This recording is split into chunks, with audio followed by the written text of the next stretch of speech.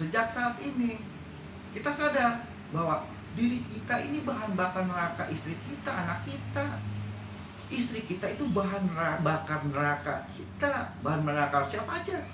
Anak-anak kita bahan bakar neraka itu semua. Harta benda kita bahan bakar neraka. Kalau ini kita nggak bisa mensyukuri dengan baik, dengan cara menjaga dengan baik, memelihara dengan baik, dia pasti jadi meledak jadi neraka. Nah, ini salah satu ya contoh dalam firman Allah dalam Kitabiah. Nah, sementara contoh Allah dalam Kauniyah, ya semua yang ada di kita itu ada pesan-pesan, ya pesan-pesan yang bisa mau disampaikan. Karena kan orang itu ada orang yang mungkin di keluarga yang baik, mungkin ada keluarga yang spiritual, ya sehingga dia diajarin ngaji, diajarin sekolah. Tapi kan ada orang-orang yang juga mungkin dalam kehidupan yang boro-boro dia ngerti, orang tuanya juga ngerti, hidupnya susah. Ya. Tapi Allah pasti ngasih tahu mana yang benar, mana yang salah. Dengan segala apa yang dialami, apa yang terjadi di semua keadaan manusia ini. Jadi yang baik diajar dengan cara yang baik, yang nggak baik diajar dengan cara yang baik. Nah, sebagai contoh, ya, semua orang pernah main umpimpa, umpimpa alayhum gambreng. Di samping ini hanya sekedar permainan, dalam hal ini mencari teman, mencari kelompok, tapi diam-diam ini adalah ajaran bahwa hidup ini ada kalanya harus memberi, ada kalanya harus menerima. Memberi aja salah, menerima aja salah. Yang benar, kapan kita harus memberi, kapan kita harus menerima. Nah, selama ini Ninik coba melakukan bagaimana kita menerima terus, nggak mau memberi. Akibatnya, secara otomatis kita akan memberi terus. Ini hukum alamnya begini nih. Karena Ninik mau memberi, ya, memberi maaf, memberi kelebihan, otomatis Ninik akan menerima. Bagai contoh gini, ya, pada saat kita memberi, ini kan kita lihat dari atas. Tapi kalau misalnya kita lihat dari bawah, sesungguhnya kita lagi menerima. Jadi benar ajaran apa yang kita berikan nanti akan kita terima. Masalah waktu. Begitu juga apa yang kita terima suatu ketika kita pasti akan memberi.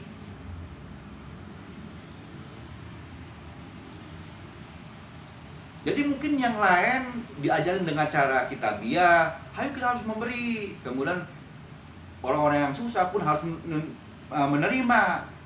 Nah, kita di lingkungan secara kauniyah diajarin dengan cara yang enak, dengan cara bermain. Umpimpa, memberi, menerima, memberi, menerima, memberi, menerima. Jadi dari kecil kita udah diajarin bahwa hidup ini nggak lepas dari memberi dan menerima. Kalau hari ini kita marah melulu, kesel melulu, ya seolah-olah nggak ada diajarin kayak gitu. Sesungguhnya Anda pernah diajarin bagaimana cara memberi dan bagaimana cara menerima. Oke, sementara kita hentikan sebentar. Oke, sekarang kita terusin ya. Tadi contohnya umpimpa. Nah, sekarang kita gamsit. Gamsit ini modelnya 3 ini. Ini kalah sama ini. Ini kalah sama ini. Ini kalah sama ini. Ya, gamsit gitu. Ini menang sama ini menang sama ini menang sama ini. Ini salah satu model gamsit. Ada lagi modelnya gunting, kemudian kertas, batu. Ya. Sekarang ini begitu. Dulu waktu saya masih kecil umumnya jempol, telunjuk, kelingking. Kita tahu gitu. Salah satu juga untuk mengetahui siapa yang menang, siapa yang kalah. dari ini kita lihat, ya, sebenarnya kalau lihat dari ini nggak ada yang hebat. Yang ini bisa menang sama yang ini bisa menang sama yang ini, tapi yang ini kalah sama ini kalah sama ini. Ini menggambarkan bahwa nggak ada semua orang yang bisa menang dengan semua orang. Juga nggak ada semua orang yang bisa kalah sama semua orang. Soal kalah, soal menang, hanya soal penempatan. Tapi ada pesan yang mau disampaikan begini, misalnya gini, ya. Ini kalah sama ini. Ini kalah sama ini. Ini kalah sama ini. Kalau ini punya masalah sama ini, jangan coba-coba dia langsung berhadapan sama ini. Mungkin dia harus minta bantuan ini. Biar yang ini yang akan ngasih tahu sama ini. Sehingga nggak perlu lagi kita keliwat banyak keributan.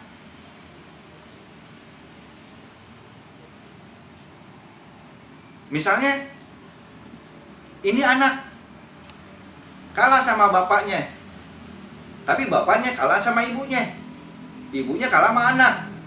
Nah, seringkali yang terjadi adalah ini si ibu punya kesusahannya sama si anak nih, tapi melalui si bapak, tolong kasih tahu anaknya.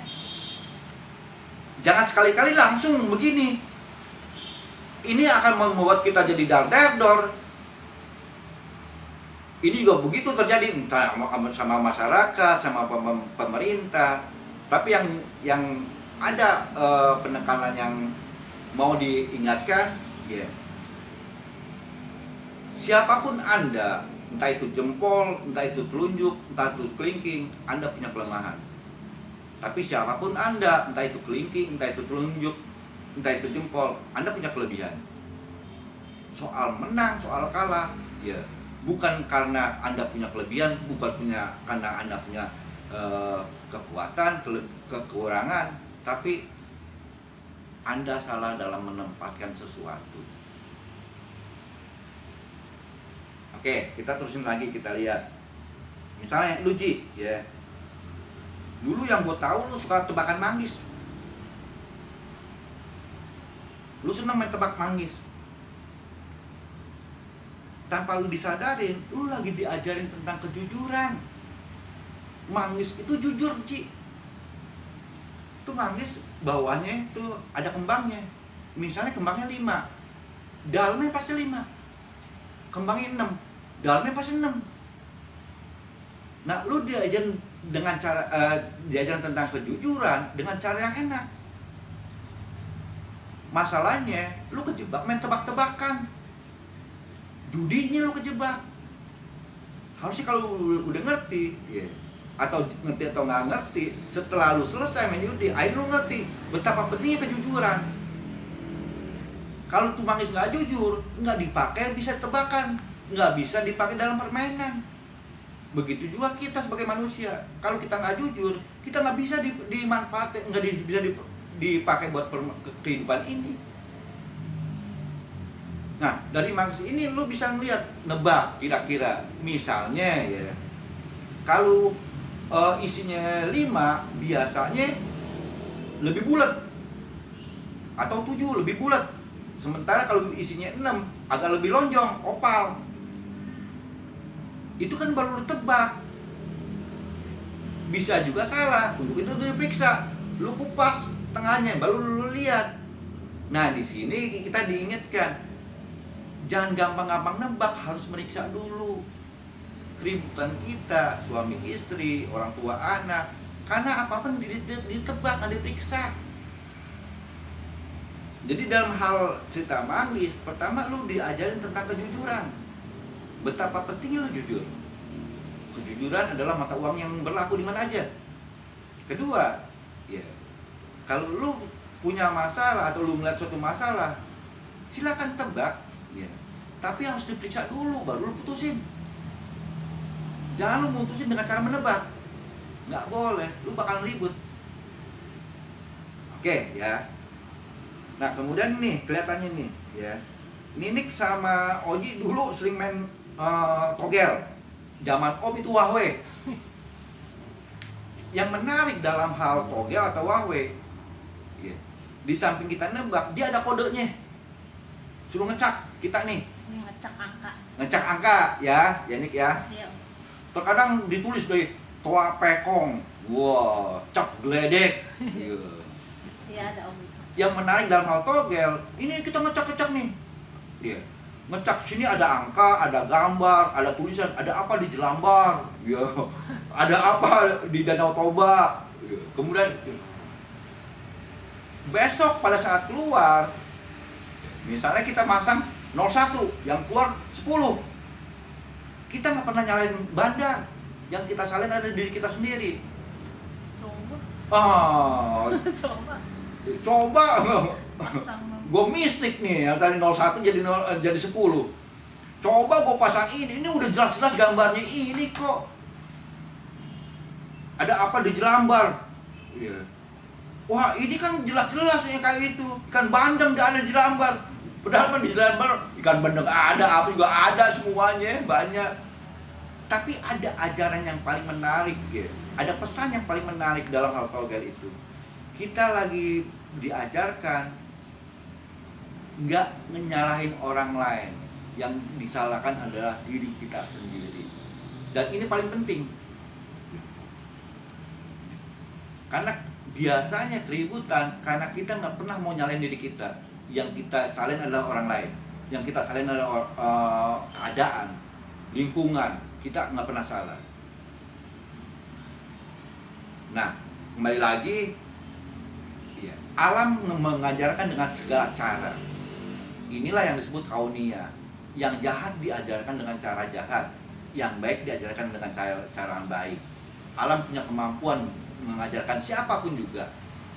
Kalau kita belajar dengan cara baik, entah ngaji, entah sekolah, entah kebaikan, itu namanya kita belajar dengan cara Tuhan. Nah, kalau tadi kita belajar dengan tebakan manggis, main judi, itu kita belajar dengan cara hantu. Tapi ini kita tetap diajarkan. Tentunya kita lebih milih dengan cara Tuhan. Tapi ada kalanya memang orang harus belajar dengan cara hantu, ditakut-takutin ya. Untuk kelas-kelas tertentu, untuk makam-makam tertentu, misalnya kayak Ninik sama Oji, tempornya harus belajar dengan cara hantu. Sekarang udah selama ini kan udah belajar dengan cara hantu. Nah, sekarang saatnya Ninik itu belajar dengan cara Tuhan, dengan cara bijaksana, dengan cara baik. Kalau ini tertarik, nanti kita bahas lagi yang apa sih yang diajarkan dengan cara Tuhan, yang melalui Al-Quran, melalui hadis, melalui kebaikan-kebaikan, tanpa kita pelajari lagi atau kita praktekkan lagi melalui yang berkaitan sama judi, sama yang nggak baik-baik lah gitu ya. Nah, kemudian yang biasa Ninik coba lakukan, temporin Ninik sama Oji. Sebenarnya kan Ninik sama Oji dulu satu permainan, akhirnya jadi laki bini sekarang ini. Ya. Main ular tangga ya. Tuh. Main ular tangga ya kan gitu. Pada saat Ninik main ular tangga itu, sebenarnya Ninik sama Oji lagi diingetin bahwa hidup ini ada kalanya naik, ada kalanya turun. Naik melalui tangga bertahap tuh. Nah, kita kan temanya mau kaya, mau cepet-cepet kaya. Ajarannya kan nggak bisa begitu ya, harus bertahap tangga. Kemudian pada saat turun bisa langsung tuh nih kayak ular nih. Nah, kemudian juga ya, mari kita lihat. Nah, dia naik ke atas pasti punya niat yang baik. Misalnya mau ngambil layangan putus, mau betulin genteng, mau ngambil mangga, mau ngambil apa. Jadi sebenarnya ngasih pesan, kita bisa naik ke atas manakala kita mau punya keinginan yang baik, mau ngelakuin yang baik, hal yang bagus lah. Iya, makin tinggi tangganya, makin kebaikan yang kita kejar nih. Nah, begitu juga. Iya. Ada cerita ini lagi, dia ngambil ke bawah. Mau turun dong. Mau turun, biasanya dia makan. Entah makan tikus, makan baik, makin turun jauhnya itu, makin gede yang mau dimakanin. Artinya dia bisa turun karena mau melakukan kejahatan. Nah, kemudian mari kita lihat, ya. Pas 100 ada Thomas Cup. Iya. Ya. Iya. Dapat Thomas Cup. Di samping itu ada pesan. Ya. Supaya kita selalu menang dalam Thomas Cup.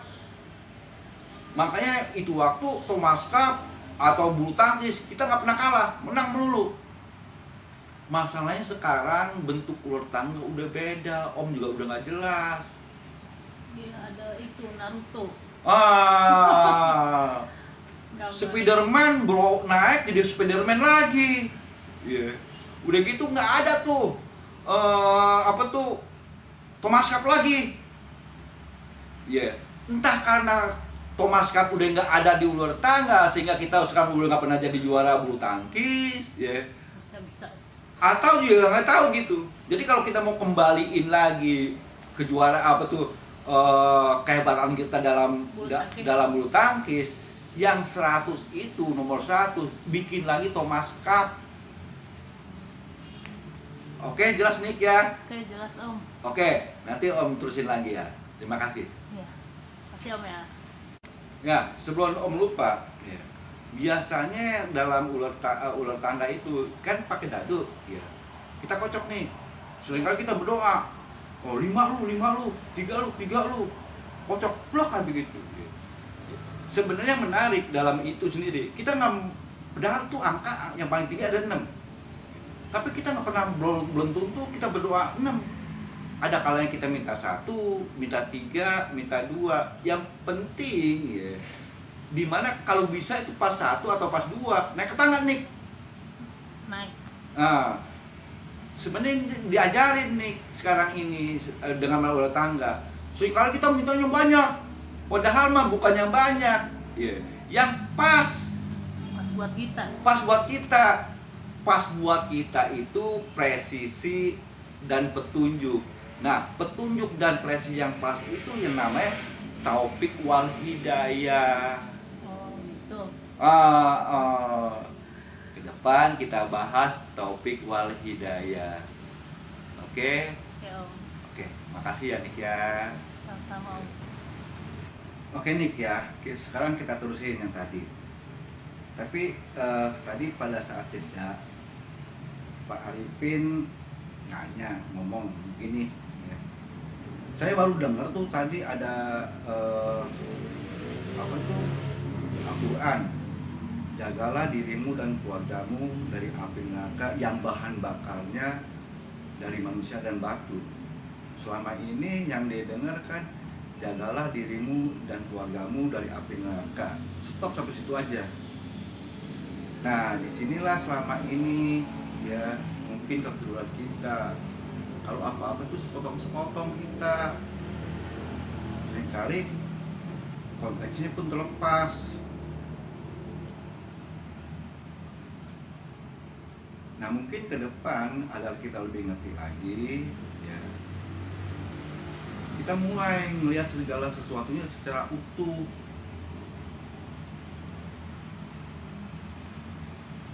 Sehingga kita bisa memahaminya lebih utuh lagi dan menjalankannya jauh lebih enak. Sekali lagi Al-Quran itu ya bukannya buat nanti di akhirat. Justru manfaat Al-Quran itu, manfaat agama itu buat kehidupan kita sehari-hari ini. Nah, kembali lagi ke yang tadi ya, bahwa sesungguhnya manusia dan batu itu bahan bakar api neraka. Kalau ini kita manfaatin dengan baik ya, hati-hati dengan istri kita, anak-anak kita, kemudian harta benda kita, semua milik kita itu bahan bakar neraka yang membuat kita jadi susah. Istri kita bisa nyenengin kita, anak kita bisa nyenengin kita, tapi tinggal dibalik bisa nyusahin kita. Harta kita juga begitu ya. Makin banyak yang kita miliki, makin banyak bahan bakar api neraka. tinggal digesek sedikit meledak jadi neraka. Nah karena kita nggak pernah pahami ini, kita nggak tahu, ya ini yang banyak terjadi belakangan ini. Jadi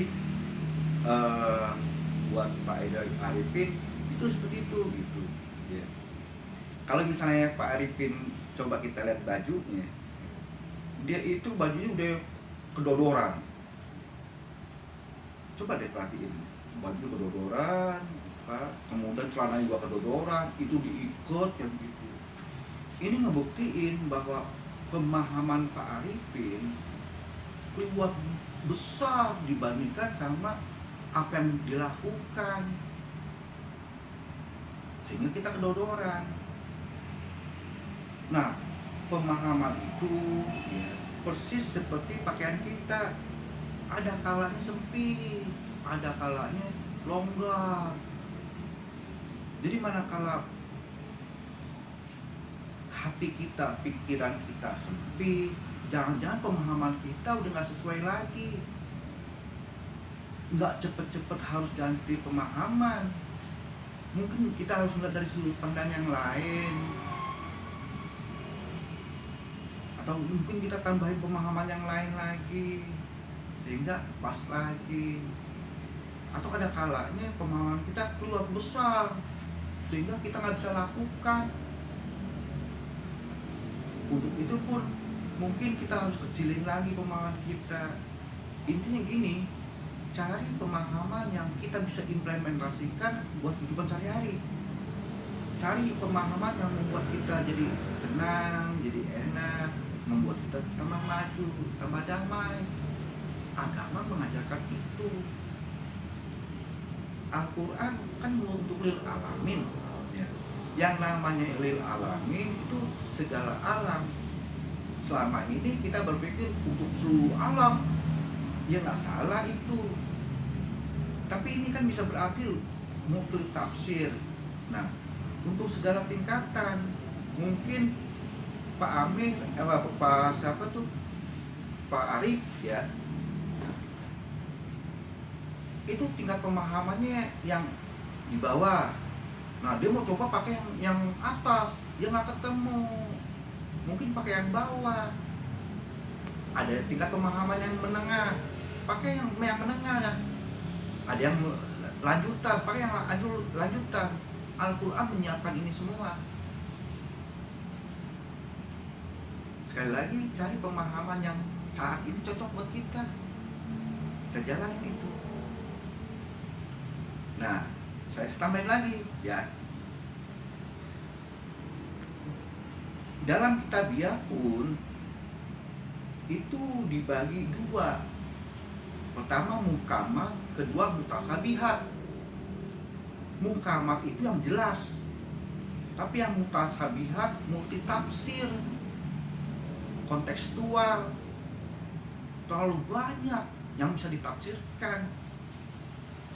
Sebagai contoh, muhkamat, ya, babi haram, itu jelas, nggak perlu lagi dicari-cari kenapa babi haram. Mungkin ada cacing pita, ya kalau cacing pitanya bisa dihilangin atau dimatikan dengan suhu panas tertentu, apakah jadi nggak haram? Tetap haram. Nah, salah satu yang tadi pun mutasabihat. Dalam mutasabihat yang sederhana,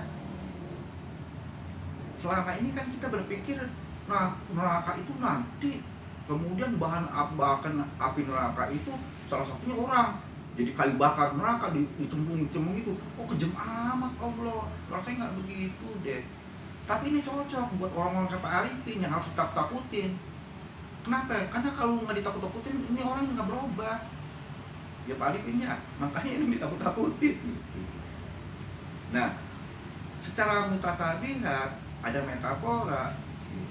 Sekali lagi, istri kita, anak-anak kita, apapun yang kita miliki, harta benda kita, hati-hati, itu bahan bakar neraka. Sekali lagi, makin banyak yang kita miliki, makin banyak bahan bakar api neraka. Tinggal nunggu percikan api jadi neraka itu.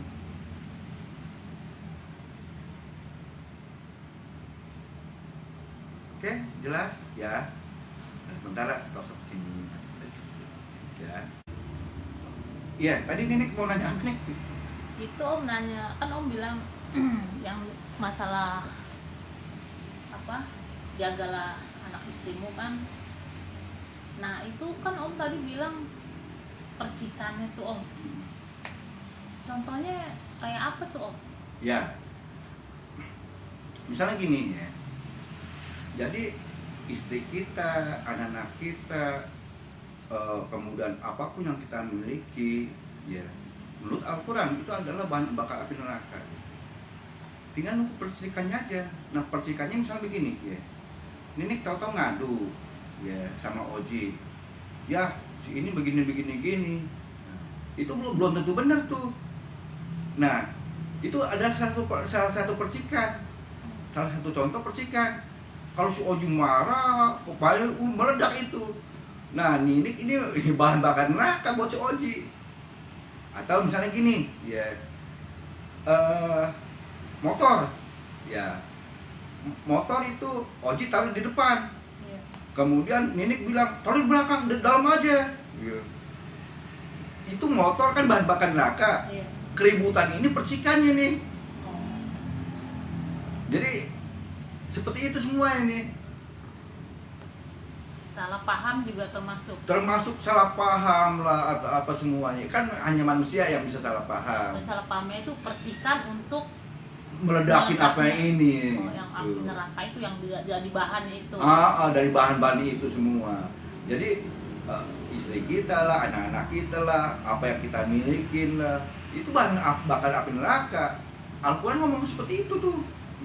Karena kita nggak pernah pelajarin itu, kita main enak-enak aja, makanya tiap hari ribut kayak begitu. Kalau kita sadarin, hati-hati nih, ini bahan apa neraka nih. Jadi kalau papa nggak usah ribut, tuh sadarin, makin banyak yang kita milikin, makin percikan sedikit aja bisa meledak. Ya mesti kita sadarin, terus kita ngerti nih, inilah yang bakalan jadi bahan neraka. Sebagai contoh, nih, ini kalau baru dapat duit nih, gitu, ya mau beli ini nih bangku. Oh, si Oji minta bangku yang ini modelnya, ini nggak bisa bangku ini. Percikan ini meledak. Gara-gara punya duit nih gue nih. Dulu kalau gue nggak punya duit gue nggak ribut deh. Belum lagi yang warnanya, semua jadi percikan. Meledak kayak gitu semua. Anak belum pulang, wow, si ayah juga belum pulang, gimana nih semuanya nih? Jadi semua gambaran seperti itu. Oh, ya ngerti Om. Ya, oke. Nah, kemudian yang tadi kita terusin yang mukamat dan mutasyabihat gitu. Ya. Mukamat itu jelas, makan babi haram. Nah, udah stop, jangan dicari-cari alasan. Karena ada daging pita, cacing pita lah. Lo kalau misalnya ada teknologi yang bisa mematikan cacing pitanya, apakah jadi halal? Ya tetap haram, nggak bisa. Nah, sementara yang mukamat itu ya banyak metafora. Salah satu surat yang banyak mukamatnya adalah surat Al-Kahfi. Banyak metafora. Nah, seringkali ya, kita nggak boleh tuh mencoba-coba mencari tahu mukamat, harus ada ininya. Benar gitu.